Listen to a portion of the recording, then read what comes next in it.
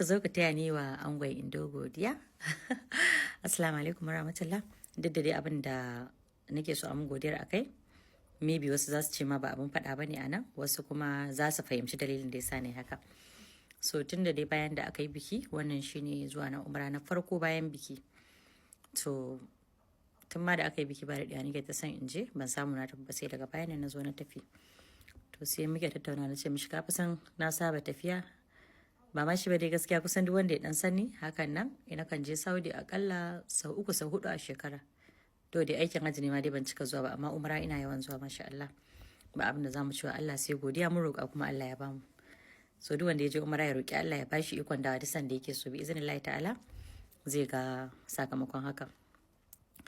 To mun zo muna magana da shi sai na ce mishi to fa ka san ni ko za a hana ni komai zan hannu, amma kaga zuwa Saudiyan nan ina so in so samu ne in ringa zuwa kamar yadda na saba, saboda ina jin daɗin hakan kuma ibada ne. Duk sanda na je na dawo na kan ji farin ciki a raina cewar Allah ya kira ni kuma na samu zuwa.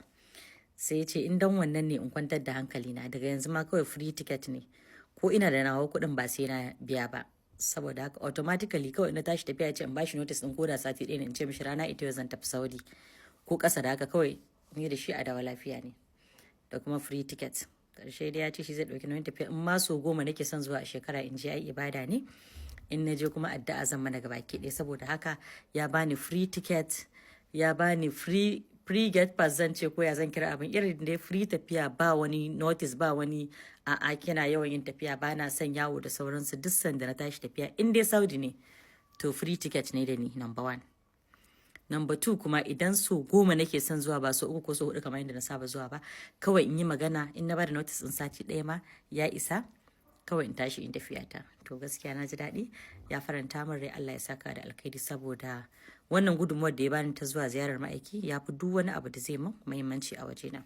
Ina godiya, Allah ya saka da alkhairi, Allah ya ƙara arziki. Sai da kai ango.